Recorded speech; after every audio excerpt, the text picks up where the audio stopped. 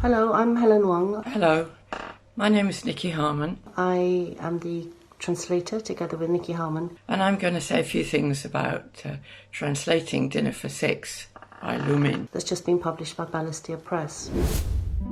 So you asked me what it was that made me want to introduce this story to English-speaking readers. You asked me why I wanted to translate this book. And I think it's a very simple answer to that.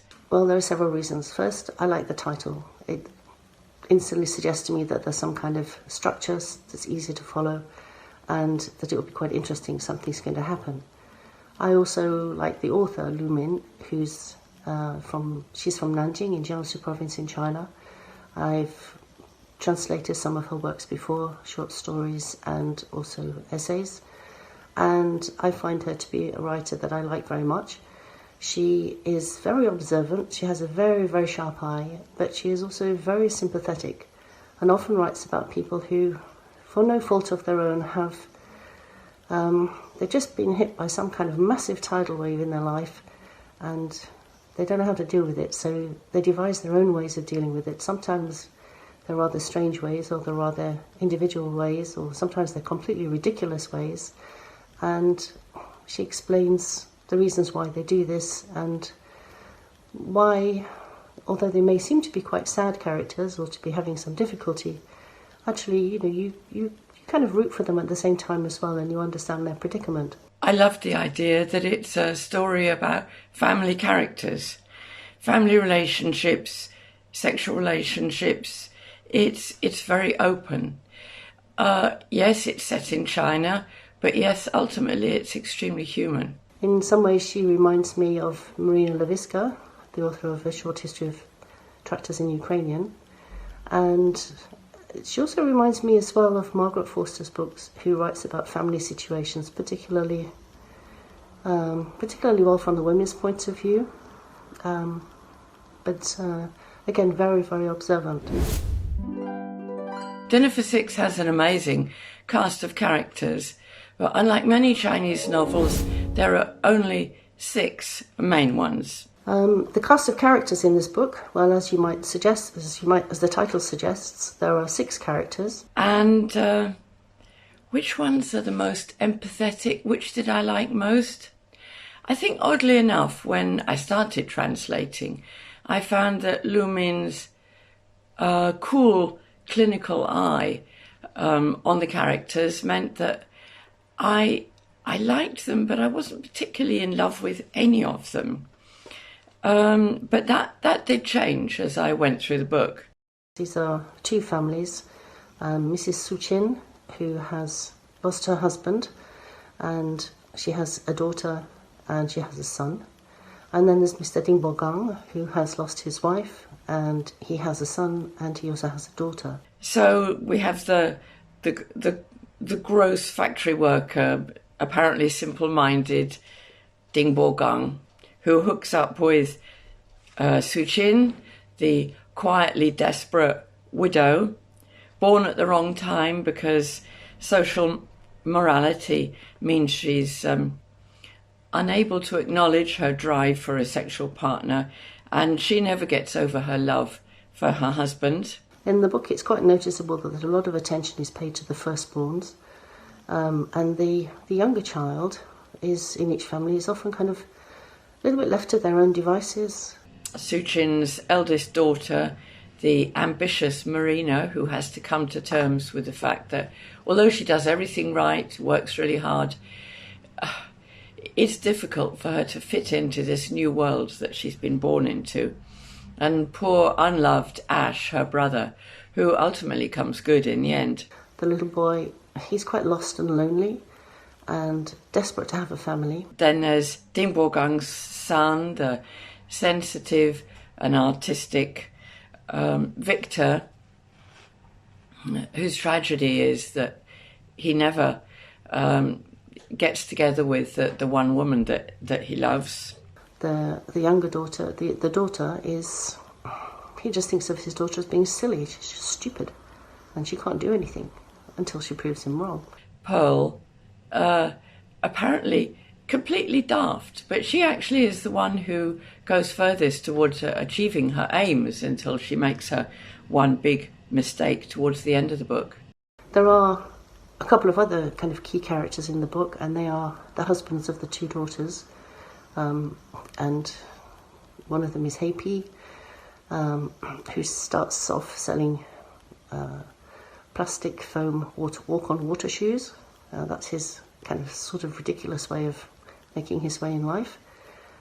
He then turns to become a scrap dealer, which is quite a lucrative business in the setting of the book, which is a former chemical industrial zone. Now, the book is set in the 1990s to the 2000s period, when China is transforming from its heavy industry to a much more light industry, and this industrial zone north of the city is ripe for, if you like, renovation. So the factories are being demolished, the people are being got rid of, and this is particularly sad for Mr. Ding Bogang, who's a factory fitter who has spent his life building the new China and is suddenly thrown out on the scrap heap and is really very lost.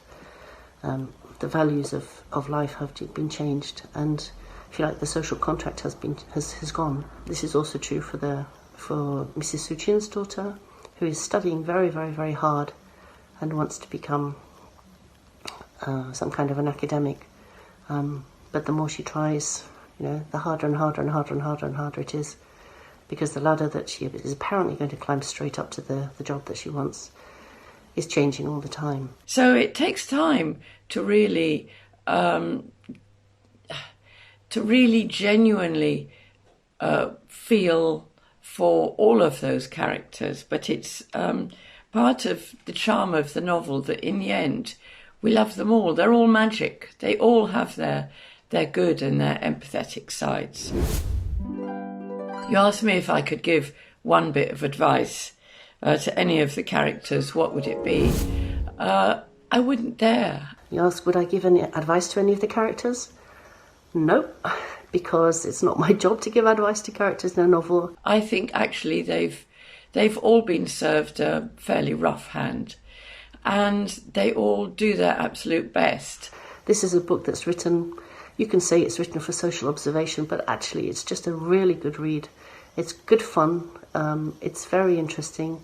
I find myself changing my attitudes towards the characters as I read the book. The structure of the book, it has Dinner for Six, it has 6 chapters, and each chapter tells more or less the same story. We know what happens in the 12 years or so during which the book takes place, but it's from a different perspective. It's not solely the perspective of one character, but it's more or less the perspective of one character, and explains a little bit more about what happens in each of the circumstances.